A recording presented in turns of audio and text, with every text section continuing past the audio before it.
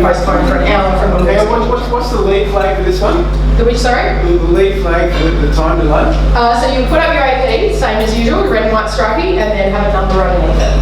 Have a numeral pen underneath. Oh, okay. So it'll be AP over 1 or 2 or 3 or... That's ours? Yeah, that's ours, from the schedule as well. So not from when we put the flag up, because nobody really takes any notice of that. It's if we say, if we're on the shore and we're supposed to start at 10 o'clock and we pop this up and it's 9 o'clock, doesn't mean we start at 10 o'clock because that doesn't help.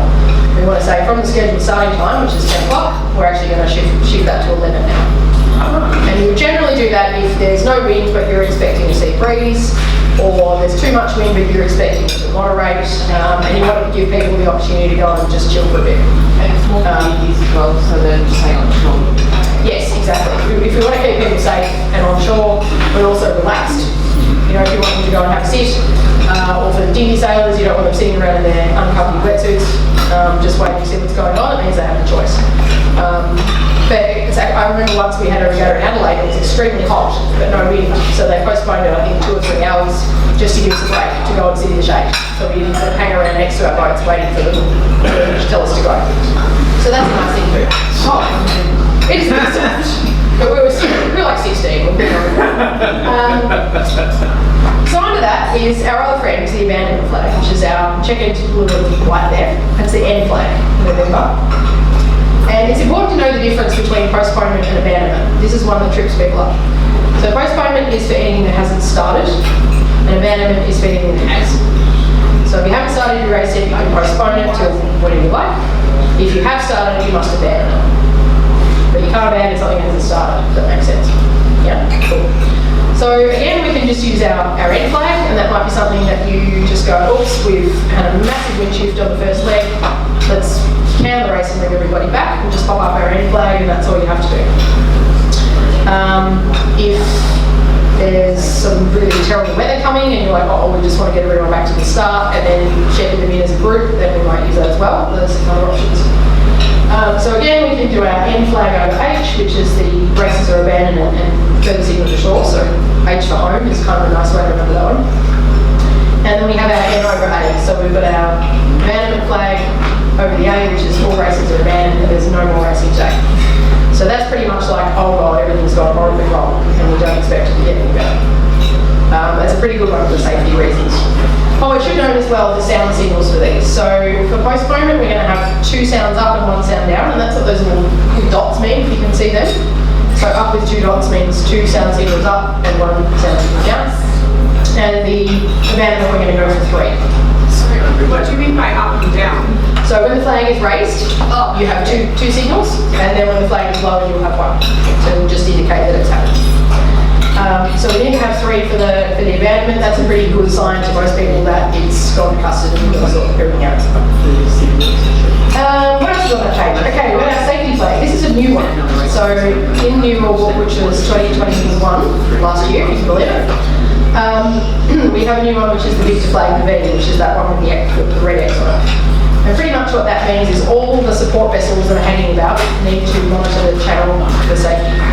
So probably more important for dinghy racing because there's a lot of parents hanging about in ribs and stuff like that you might want to call them in and say, hey, guess what? You can't just tow your little darling home. You actually have to help everybody else too.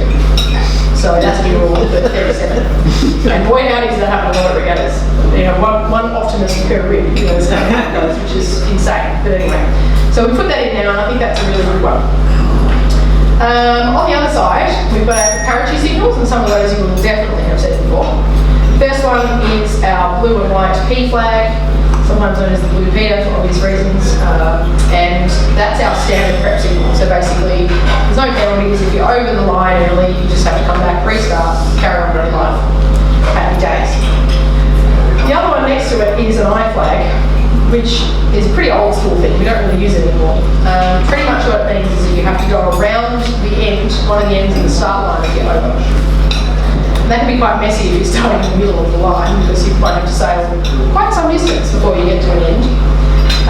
And also what it means is that the race officer has to have eyes in the back of the head because it's a different one because normally it's when you're in the triangle between the 2 ends of the start line and the first mark. But with the I flag, it's all the extensions out to the rest of the world forever. So that can be really hard to manage as a race officer. So I hate it, and I don't think you should. The third one in there is our Z flag, which is the pretty one with the black, the yellow, the blue, and the red. That pretty much means there's a 20% penalty scoring system in place. So if you're over, even if you come back, you get 20% added to your score, which is a bit ugly. And if you do it again, so say there's a general recall and you do it again, you get 40% and you get 60%. And so it's pretty nasty. It's also a bugger to figure out. As a race officer, the scorer will probably kill you if you use this. You've got to figure out how to do the penalties. So it doesn't get used that often, but some classes do like to use it. Then the next one along, you've probably seen this along the way. It's a lot of red and white theme. We have our red and white U flag, and that is a new rule that came in. Well, it's been around for a while, but it's been in the last couple of rules. Basically, what it means is if you're over in the last minute, you're disqualified unless there's a general recall or they abandon the race. So it's like a nice black flag. You know what black flag is, and we'll talk about that in a minute. So pretty much if you're the lone idiot that's over the line, you're going to get U flag disqualified. If there's a whole bunch of your idiot mates, then you're probably going to wait happy days. Then the black flag, which everyone is frightened of, and rightly so. It's black. I have made that joke in this building before, I'm not in trouble, so I'm not going to say that. The black flag is basically if you're over inside that minute, then see you later, you're done. Pack up and go home. So that's upsetting, but also not fixable, so you just have to...